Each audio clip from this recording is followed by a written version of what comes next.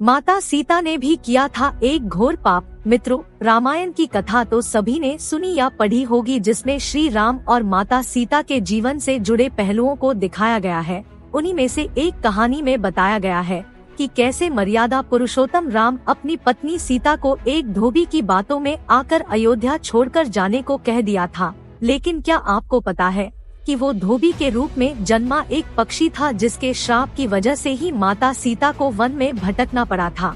जी हाँ, आपने सही सुना, माता सीता को श्राप मिला था। आज हम आपको बताएंगे कि देवी सीता को किस पाप की सजा मिली जो उन्हें वन वन भटकना पड़ा। धरती की कोख से जन्मी थी सीता। मिथिला नगरी में जनक राजवंश राज करता था। उन्हीं में से एक राजा सीरथ थे। एक बार यज्ञ के लिए वो जमीन जोत रहे थे। उसी समय वहाँ से एक छोटी कन्या निकलती है। इस सुंदर कन्या को देखकर राजा को बहुत खुशी हुई। उन्होंने उस कन्या को अपनी पुत्री बना लिया। उसका नाम सीता रखा। एक दिन सीता अपनी सहेलियों के साथ बगीचे में खेल रही थी। वहाँ उन्हें एक तोते का जोड़ा दिखाई दिया जो बहुत ही खूबसूरत था। वे दोनों पक्षी एक पर्वत की चोटी पर बैठकर बातें कर रहे थे। पृथ्वी पर श्री राम नाम से विख्यात एक बड़े सुंदर राजा होंगे। उनकी महारानी का नाम सीता होगा। श्री राम सीता के साथ कई वर्षों तक राज्य करेंगी।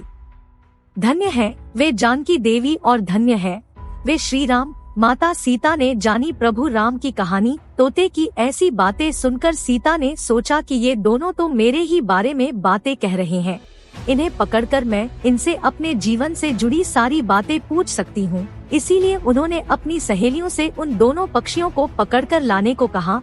उनकी सहेलियां उस पर्वत पर गई और दोनों पक्षियों को पकड़कर ले आई। माता सीता उन पक्षियों से कहती है कि तुम दोनों बहुत सुंदर हो, देखो डरो नहीं, हम तुम्हें कोई नुकसान नहीं पहुंचाएंगे। तुम बस मुझे यह बताओ कि तुम कौन हो और कहां से आए हो। राम कौन है और सीता कौन है, तुम्हें उनके बारे में कैसे पता है। पक्षी जोड़े ने सुनाई श्री राम जन्म की कथा। माता सीता के पूछने पर दोनों पक्षी बताते हैं कि एक बहुत विख्यात महर्षि वाल्मीकि है। हम दोनों उन्हीं के आश्रम में रहते हैं। महर्षि ने रामायण नाम का एक ग्रंथ लिखा है, जिसका पाठ उन्होंने अपने शिष्यों को भी कराया है।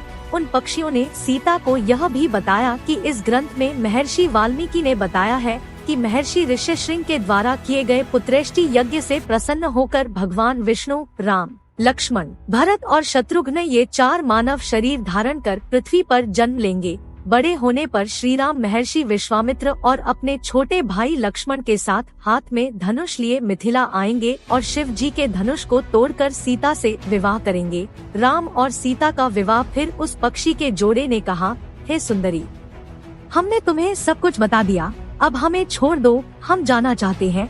पक्षियों की बातें सुनकर माता सीता के मन में और भी बातें जानने की इच्छा हुई। उन्होंने उन दोनों से पूछा कि राम कहाँ होंगे, वे किसके पुत्र हैं, कैसे वह मिथिला आकर जानकी से विवाह करेंगे।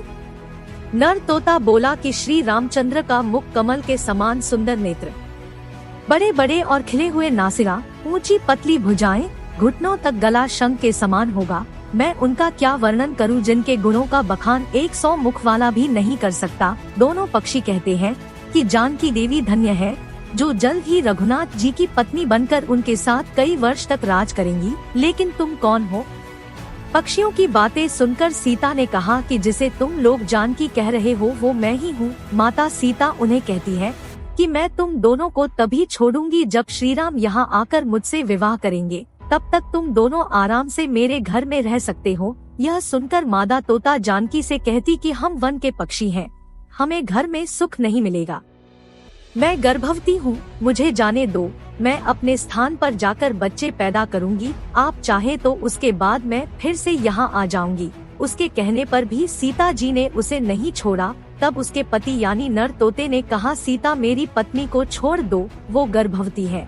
जब ये बच्चों को जन्म दे देगी तब उसे लेकर मैं फिर तुम्हारे पास आ जाऊंगा। तब माता सीता ने कहा, तुम आराम से जा सकते हो, लेकिन यह मुझे बहुत पसंद है, तुम घबराओ नहीं, मैं इसकी अच्छे से देखभाल करूंगी।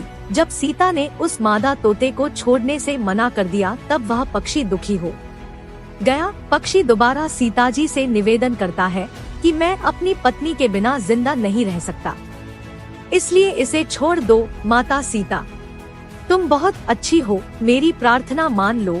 इस तरह उसने बहुत समझाया, लेकिन सीता ने उसकी पत्नी को नहीं छोड़ा। तब मादा पक्षी ने क्रोध में सीता को श्राप दिया कि अरे, जिस प्रकार तुम मुझे इस समय अपने पति से अलग कर रही हो, वैसे ही तुझे भी स्वयं गर्भवती की अवस्था में श्री राम से अलग होना पड़ेगा। कुछ दिन बाद पति से बिछड़ने के दुख में मादा पक्षी के प्राण निकल गए। पत्नी की मौत हो जाने पर नर पक्षी दुखी हो गया। फिर वह सीता जी से बोला कि मैं मनुष्यों से भरी श्री राम की नगरी अयोध्या में जन्म लूंगा, मेरे ही कारण तुम्हें पति के वियोग का दुख उठाना पड़ेगा। यह कहकर वह वहाँ से उड़ जाता है।